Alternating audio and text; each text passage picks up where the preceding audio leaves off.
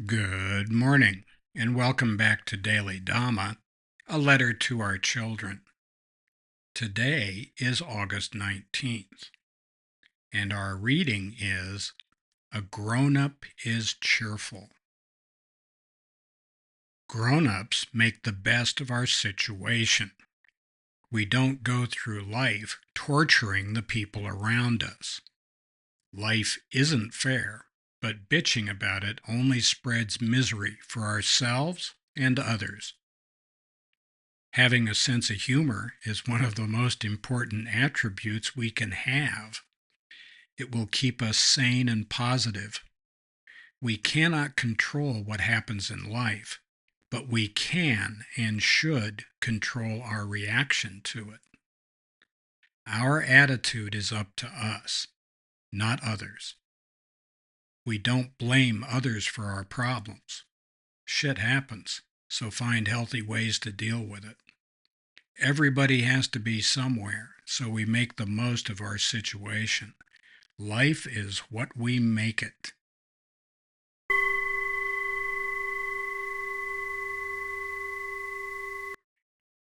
You know, Viktor Frankl made a similar point in his book, Man's Search for Meaning. His observation was in the concentration camps, he was in Auschwitz and later in Dachau, was that people who had a sense of humor actually lived longer or lived at all as opposed to other people.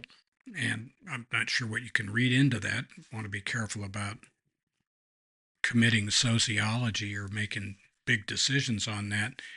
But he has a point, and as he had throughout that book, he's also the one that said everything can be taken from a man, but one thing, the last of the human freedoms, the freedom to choose one's attitude in any given set of circumstances, to choose one's own way. And when somebody writes that from a place like Auschwitz, the least we can do is pay attention to it. He had a really good point about that too. We get to choose our interpretation of life and our evaluation of life. The description might be objectively set, but what we make of it is a different thing. So it's important for us to do that. We can make a hell of heaven or a heaven of hell, and it all comes down to the way that we interpret things. The 19th of every month, of course, is our version of the Scout Law. We've adapted it to grown-ups. A grown-up is trustworthy, loyal, helpful, friendly, courteous, kind, obedient, cheerful, thrifty, brave, clean, and reverent. And this is August 19th, and a grown-up is cheerful. Joy is a little bit different than cheerful. Cheerful is kind of on the surface. Joy is deeper.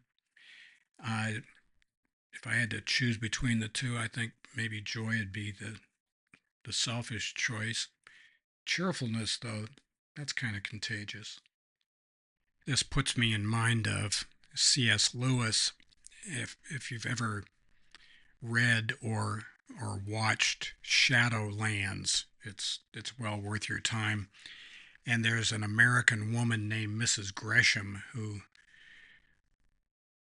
communicates with C.S. Lewis, wants to reach out and be in contact with him. And she drops by the kilns, his housing outside of Oxford.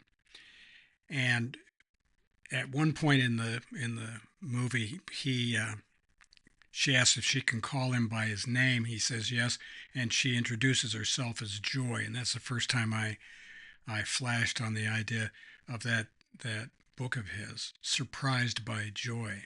Surprised by Joy indeed.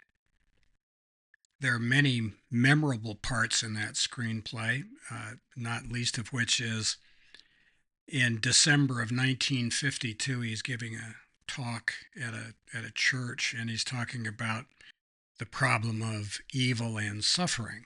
And he says, well, maybe God doesn't want us to be happy. He wants us to love and be loved. He wants us to grow up. So happy trails to you until we meet again.